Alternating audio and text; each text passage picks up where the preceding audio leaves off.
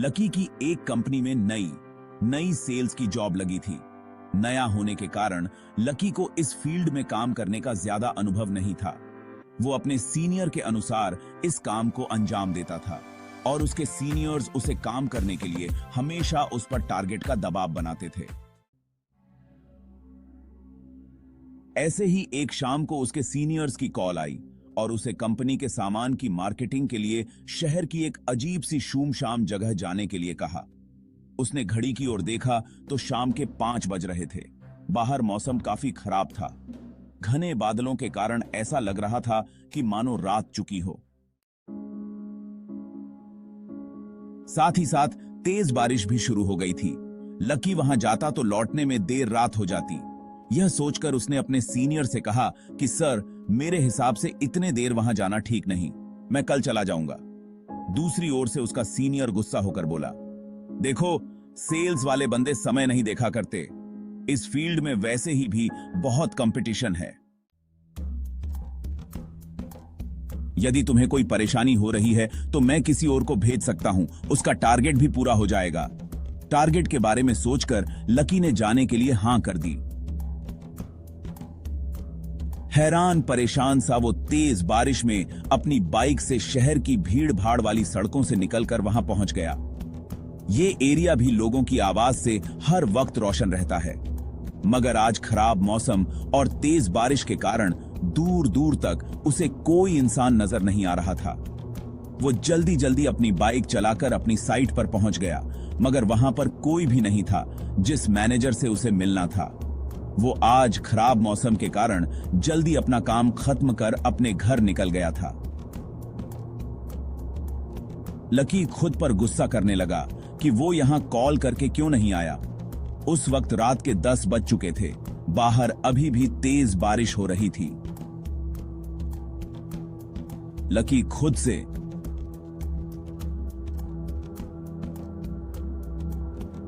यार, ऐसी बारिश में तो बाइक चलाना भी मुश्किल होगा, मगर यहां रुक भी तो नहीं सकता हूं। यार, ये प्राइवेट नौकरी जो भी कराए वो कम है। खुद से बात करते हुए धीरे धीरे बाइक चलाने लगा। बारिश के कारण उसे आगे का कुछ दिखाई नहीं दे रहा था और उसे आगे बाइक चलाने में तकलीफ हो रही थी। वो अभी कुछ दूर चला ही था कि उसकी गाड़ी खराब हो गई। वो अपनी गाड़ी ठीक करने की कोशिश करने लगा, मगर नाकामी उसके हाथ लगी। वो परेशान होकर मदद की तलाश करने लगा, लेकिन दूर दूर तक कोई भी नजर नहीं आ रहा था। वो अपनी साइड से भी इतना दूर आ चुका था कि पैदल वापस जाना थोड़ा मुश्किल ही था। तई थोड़ी देर में ही सामने से एक कार आती हुई नजर आई। लकी के चेहरे पर आई हुई परेशानी कुछ हद तक कम हो गई थी। अब उसको विश्वास हो गया था कि उसे मदद मिल जाएगी। उसने तुरंत अपनी बाइक सड़क के किनारे लगा दी और कार रोकने के लिए इशारा करने लगा, मगर वो कार उसे देखकर नहीं रुकी। तो लकी के चेहरे पर निराशा आ गई और फिर कोई साधन तलाश करने लगा। अगले ही पल वो कार रिवर्स में आकर उसके पास खड़ी हो गई। उसे हैरानी हुई कि जो कार अभी बिना रुके चली गई, अचानक से पीछे क्यों आई। जैसे ही कार उसके पास आकर रुकी, सड़क किनारे के लैंपों की हल्की रोशनी में उसने देखा कि कार की हालत बहुत ही खराब हो चुकी थी।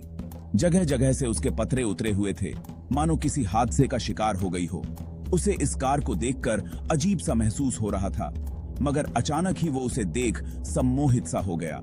तभी कार ड्राइवर की भारी आवाज उसके कानों में पड़ी। हाँ भाई, कहां जाना है? कोई मदद चाहिए क्या? ड्राइवर की आवाज सुनकर लकी का सम्मोहन टूट गया। वो धीरे धीरे ड्राइवर की ओर बढ़ा। अंधेरे में चेहरा भी भयावह लग रहा था, काला चेहरा, और वो कंबल में खुद को लपेटे हुए था। उसे देखकर कुछ पल के लिए डर गया।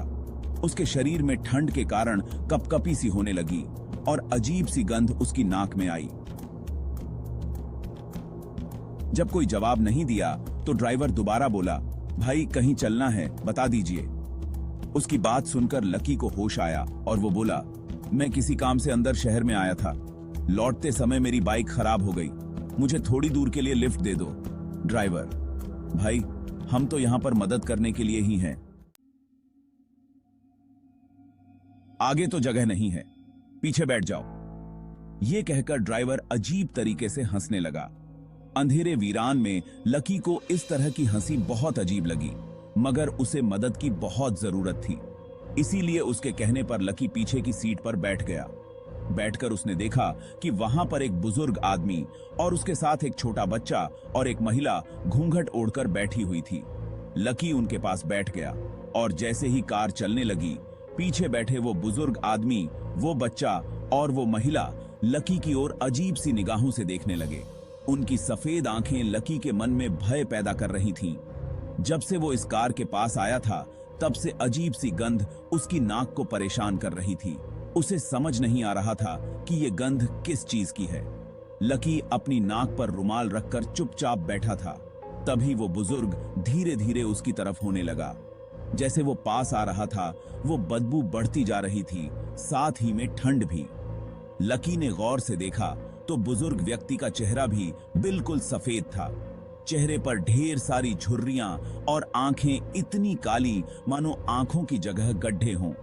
उस पर लगे हुए चश्मे का गिलास टूटा हुआ था। लकी डरते हुए साइड में होता गया। बुजुर्ग ने उसे कहा, बेटा कौन हो तुम? बहुत दिनों बाद इस रास्ते पर किसी सवारी को देखा है। बुजुर्ग के ऐसा बोलते ही उसके साथ के सब लकी को और घूर कर देखने लगे। उन सबकी आंखों में एक खालीपन सा था। यह देखकर लकी थोड़ा सा परेशान हो गया था। लकी ने सिगरेट के लिए अपनी जेब में हाथ डाला तो उसके हाथ में लाइटर आ गया। जैसे ही उसने लाइटर जलाया, वो बुजुर्ग डरकर उससे थोड़ा दूर हो गया, मगर वो अजीब सी गंध और अधिक आनी शुरू हो गई। लकी ने अपने हाथ में सिगरेट का डब्बा निकाला। वो बारिश में पूरा भीग चुका था। लकी ने गुस्से में चलती हुई कार से वो डब्बा बाहर फेंक दिया और लाइटर अपनी जेब में रख लिया। जैसे ही उसने लाइटर को वापस अपनी जेब में रखा तो बुजुर्ग उसके और करीब आ गया और बोला, क्या हुआ बाबूजी, इस तरह परेशान क्यों हो रहे हो? कहते हुए वो जोर जोर से हंसने लगा। उसके साथ साथ वहां बैठा बच्चा और महिला भी उसके साथ जोर जोर से हंसने लगी। सभी लोग धीरे धीरे उसके पास आने लगे। बारिश में भीगने के कारण उनके कपड़े उनके शरीर से चिपके हुए थे। लकी ने ध्यान से देखा तो उन सबके शरीर पर चमड़ी का नामो निशान तक नहीं था, सिर्फ हड्डियों का ढांचा ही था। लकी बहुत डर गया। वो जोर जोर से चिल्लाने लगा। लकी को चीखते देख वो कार ड्राइवर और जोर से कार चलाने लगा। जो महिला घूंघट में थी, उसका घूंघट अपने आप हट गया। उसका चेहरा बहुत ही डरावना था। जगह जगह से जले हुए चेहरे पर मास्क लटक रहा था। देखते ही देखते वो लोग खुद ब खुद जलने लगे। ये अचानक से जलते हुए लोग और वो गंध और तेज होने पर लकी को समझ आ चुका था कि वो गंध किस चीज की है। वो गंध इंसानों को जलाने पर श्मशानों से आती हुई वो गंध थी। लकी का डर के कारण बुरा हाल हो गया था। सारी जलती हुई लाशें लकी के पास ही खड़ी थीं। सभी लाशें लकी से चिपट गई थीं और अब लकी का शरीर भी जलने लगा था। अगली सुबह मौसम बिल्कुल साफ हो गया था। सड़क पर आवाजाही भी शुरू हो गई थी। लकी का जला हुआ शरीर उसकी बाइक के पास मिला। कार में बैठे हुए लोग उसकी लाश को देख रहे थे। लाश के आसपास खड़े लोग बोल रहे थे कि लगता है सालों पुराना कार जलने का हादसा कल रात को दोबारा हो गया। अगर मेरी ये कहानी आपको पसंद आई हो तो कमेंट, शेयर जरूर करें।